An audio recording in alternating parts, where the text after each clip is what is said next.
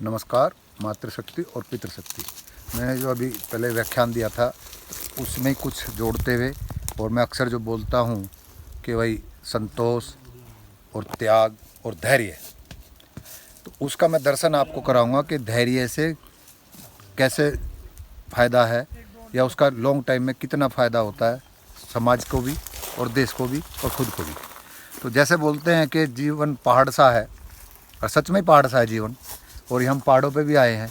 तो जीवन पहाड़ सा है, तो पहाड़ पे कैसे चढ़ाई होती है कि धीरे धीरे जो जीवन चल रहा है, पहाड़ पे चढ़ता है आदमी, वही अपने गंतव्य तक पहुंचता है।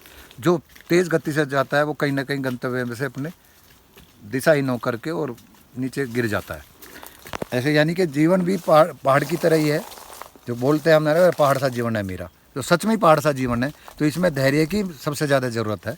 जल्दबाजी, व्याकुलता, विचलित होना ये अच्छा नहीं है। तो उसका मैं दर्शन कैसे आपको कराऊंगा, क्योंकि मैं तो प्लेन का रहने वाला हूँ और मैं पहाड़ में पहले भी कई जगह गया, तो देख के मैं इनके पुरखों को धन्यवाद देता हूँ कि तुमने कितनी मेहनत करी, कितने लंबे कई सौ साल तक धैर्य रखा, और आज इनकी संतानें कितना अच्छा जीवन जी रही हैं। तो उसका मैं कुछ दर्शन, जैसे अभी यहाँ पर ये तो खैर बहुत अच्छे नहीं है, ये पुस्ते इन्होंने लगा रखे, खेती की होगी, कितनी कड़ी मेहनत की होगी इन्होंने यहाँ पर, और ये बारीकी से काम करके खेती करते होंगे छोटे छोटे। ऐसे ये बड़े धैर्य से इन्होंने रखा यहाँ पर। जैसे अभी लॉकडाउन का पीरियड भी बताया जा रहा है, तो ऐसे ही इनका लॉन्ग टाइम लॉकडाउन था, यानी कि दुनिया से कटे हुए थे लेकिन अधीर नहीं थे, धैर्य रखा। और मैं इस धैर्य के ऐसा परिणाम देना चाह रहा हूँ, बताना चाह रहा हूँ आपको कि देखो यहाँ तो कोर्स इतना सुंदर है कि बहुत लंबे टाइम से यहाँ ये नहीं रह रहे, लेकिन जैसे हमारे यहाँ खेती करते हैं, आज भी हमारे मेरठ मुजफ्फरनगर में जो खेती की ज़मीन है वो 5-10 लाख रुपए बीघा है, जो बहुत प्यारी ज़मीन है। हाईवे पे आप चले जाओ 25-30 से लेकर के 35 लाख रुपए बीघा ज़मीन है। महानगरों के नज़दीक है, उसकी तो आप बात छोड़ दीजिए। लेकिन इनके पुरखों के धैर्य का, जिन्होंने इतने कष्टों का खेती करी है, उनको देखे कि आज यहाँ जगर्दन से अगर यूँ जहाँ को पहाड़ को देखो, देहरादून के आसपास के पहाड़ जहाँ कुछ नहीं हो रहा, जंगल खड़े हैं, वे आज 50 से 1 करोड़ 2 करोड़ रुपए बीघा तक है। यानी कि इनके पुरखों का लंबा धैर्य, जो ज़मीनें कुछ नहीं पैदा करती थी, केवल जीवन यापन ही कर सकते थे, उनके पुरखों की मेहनत और धैर्य और त्याग ने आज इनके जो नस्लों को माला माल भी कर दिया है। लेकिन उस माला माल होने से अब दुख ये है कि शराब की तरफ जा रहे हैं, दिखावेबाजी की तरफ जा रहे हैं। तो वो तो खैर इन्हें लौट कर आना चाहिए। अब लॉकडाउन नहीं है, दुनिया गोल है, यहाँ पर भी आकर के ये इस जीवन को चलाए, यहाँ से भी लोगों को अट्रैक्ट करे। दुनिया के जो अशांत समाज का, जो समाज विलासी समाज है, वो क्योंकि अंदर से खाली है, तो वो छोटे छोटे ऐसे एनर्जी लेने के लिए इन स्पोर्ट्स पर आता है। तो उनका यहाँ व्यवसाय भी चल सकता है और आजीविका, स्वस्थ आजीविका होगी। उनके बच्चों को अपने मतलब वो यहाँ इस तरह वह इंगित करें, ऐसे रिजोर्ट अब बाहर वालों को लाए और प्रकृति के द्वारा जीवन जीने का उनके लिए, उनको नज़दीक ले। वे तो आएंगे क्योंकि वे विलासी हैं, वे थोड़े दिन के लिए जो खाली अंदर से वो आते हैं भरने के लिए, तो वो ध्यान दीजिए। तो ऐसे में बोला कि धैर्य की वजह से ही ये पहाड़ आज संपन्नता की तरफ जा रहा है, एजुकेशन में भी ठीक जा रहा है। बस एक दोष है कि ये शराब का बहुत बड़ा चलन हो गया, उसका ये निकाल लें और दोबारा से अपने इस गांव की तरफ लौटे। और इस लॉकडाउन, ये लॉकडाउन में तो हमें रहना ही चाहिए। मैं तो इसमें भी अभी हल्के हम चलते हुए अभी रास्ते में जब आ रहे थे, कहते ये चर्चा हो रही थी कि भाई ये लॉकडाउन है, ये इसमें जो व्यवस्था करी है कि दुकानें सुबह 7 बजे और 4 बजे तक खुलेंगी, इसको सुबह मतलब 7 बजे से लेकर के 6 बजे तक कर लीजिए। लेकिन जैसे अब शांति है बाज़ार में, इसको भी 2 हिस्सों में 3 हिस्सों में बांट दीजिए।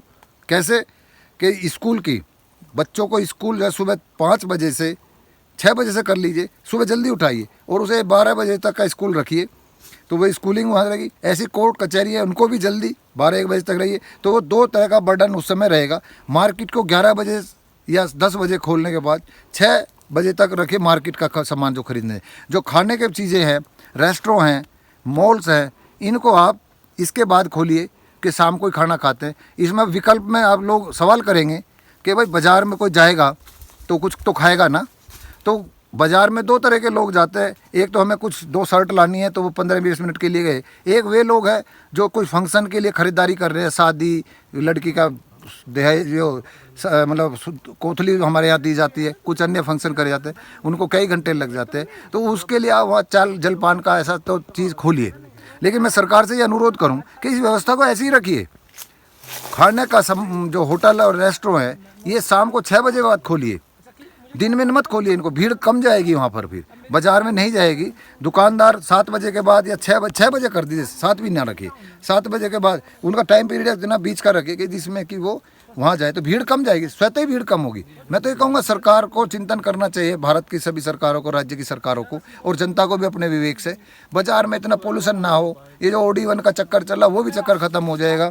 सुबह 7 बजे 6 बजे से भले के पहले ही, उससे क्या होगा कि हमारे पेरेंट्स और बच्चे शाम को जल्दी 9-10 बजे सो जाएंगे, जल्दी खाएंगे, सुबह 5 बजे उठ करके नेचर के नज़दीक हम जीने लगेंगे जीवन को। और बच्चे जो है सुबह 5 बजे उठेंगे, 6 बजे वे स्कूल में जाएं और 12 बजे से पहले पहले क्लास खत्म हो, तो वो बर्डन बाजार में जाने वालों का जो बर्डन और स्कूल का छूटने का बर्डन भी कम होगा मेरे विचार से। अगर मेरे लगे इस पर और भी जो सुधार कर सकते हैं, लेकिन बाजार का दबाव लोगों का वो कम करने के लिए व्यवस्था करनी चाहिए। ये हम लोग जब इधर आ रहे थे ये हो रहा था भाई ऐसी व्यवस्था परमानेंटली क्यों ना रखी जाए। रेस्टो, हाँ जैसा रेस्टो बंद है नुकसान हो रहा, लेकिन जब ये धीरे धीरे खुले ये इनका टाइम अलग कर दीजिए, इनको अलग अलग डिवाइड कर दीजिए।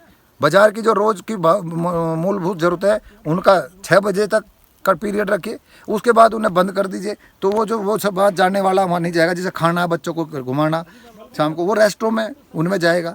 तो ऐसी व्यवस्था पर ध्यान दिया जाए।